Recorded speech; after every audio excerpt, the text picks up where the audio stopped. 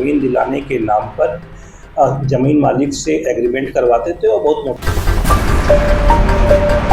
जमीन के नाम पर ठगी करने वाले बंटी और बबली को कटिहार पुलिस ने मुंबई से किया गिरफ्तार।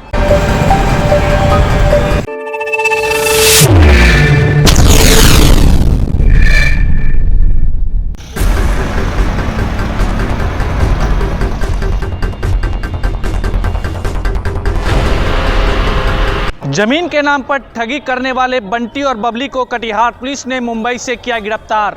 नमस्कार, मैं मनीष कुमार और आप देख रहे हैं पब्लिक वॉइस कटिहार।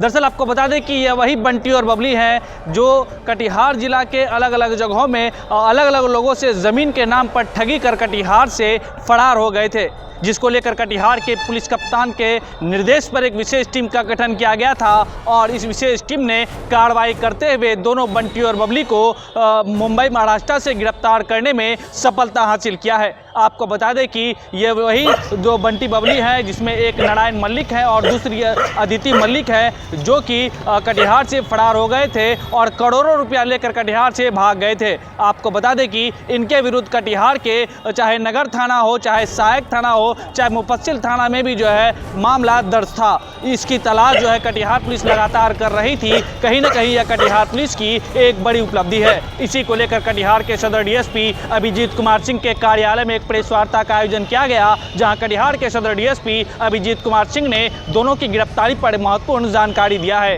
क्या कुछ कहा है कटिहार के सदर डीएसपी अभिजीत कुमार सिंह ने दोनों की गिरफ्तारी पर, आइए हम आपको दिखाते हैं इस रिपोर्ट में।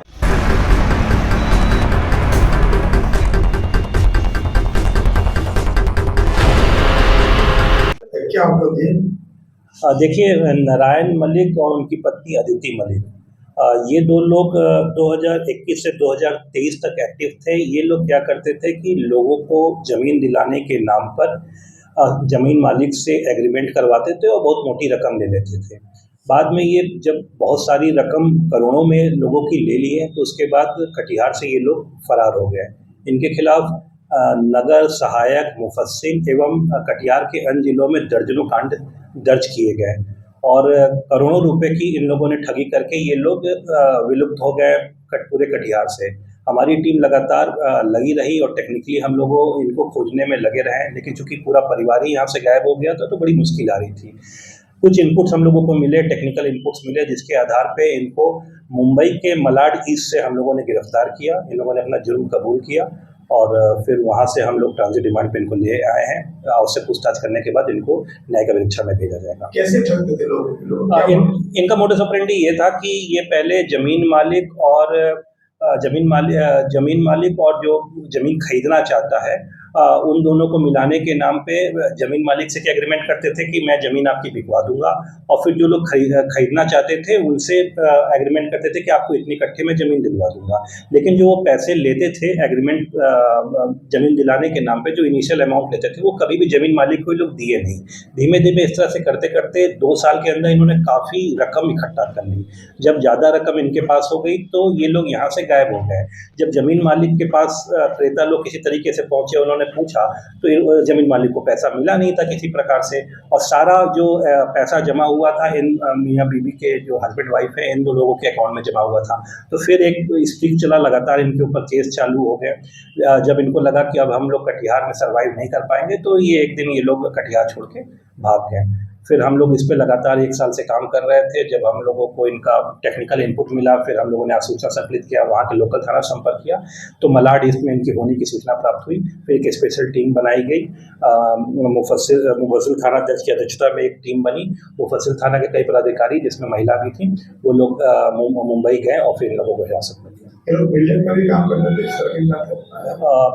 इस संबंध में भी हम लोग जांच कर रहे हैं, लेकिन अभी तक जो हम लोगों को पता चला है ये लोग सिर्फ धोखाधड़ी के मकसद से ही पैसे इकट्ठा किए हैं। सर, अब तक कितने का धोखाधड़ी किया गया है? देखिए, केस काफ़ी हुए हैं इनके ऊपर, नगर में, सहायक में, मुफस्सिल में और अहमदाबाद में भी कुछ केस इनके खिलाफ दर्ज हुए हैं।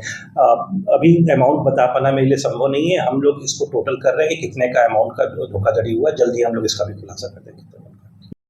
मेरा नाम चंदन कुमार यादव है और हम रेलवे में कार्यरत हैं। आज जो नारायण कुमार मल्लिक यहाँ पे अरेस्ट होके आए हैं मुंबई से, इन्होंने हमसे 11 लाख रुपया लिया था ज़मीन के एवज में।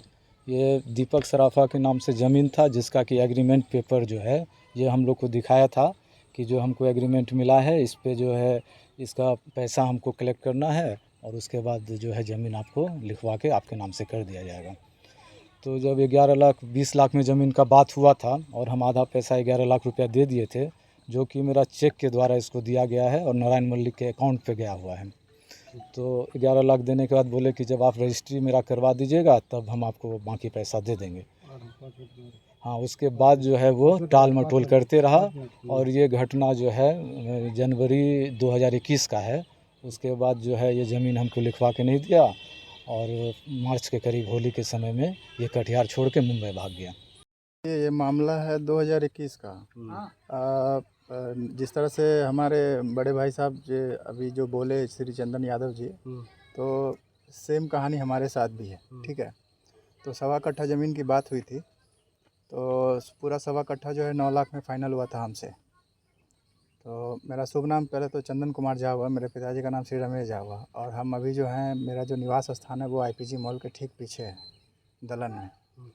हम वहाँ पे मेरा आवास ऑलरेडी बना हुआ है।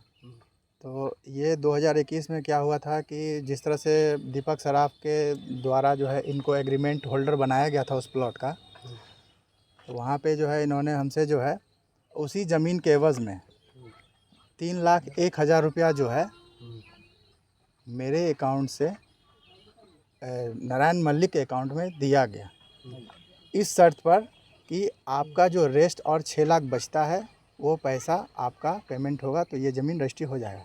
लेकिन जब मैं पैसा लेके रेडी हुआ उस ज़मीन को रजिस्ट्री कराने के लिए, तो उसके बाद इनका टाल मटोल शुरू हुआ। तो आजकल करते करते इन्होंने क्या एक लंबा समय जो है हमारा निकाल दिया।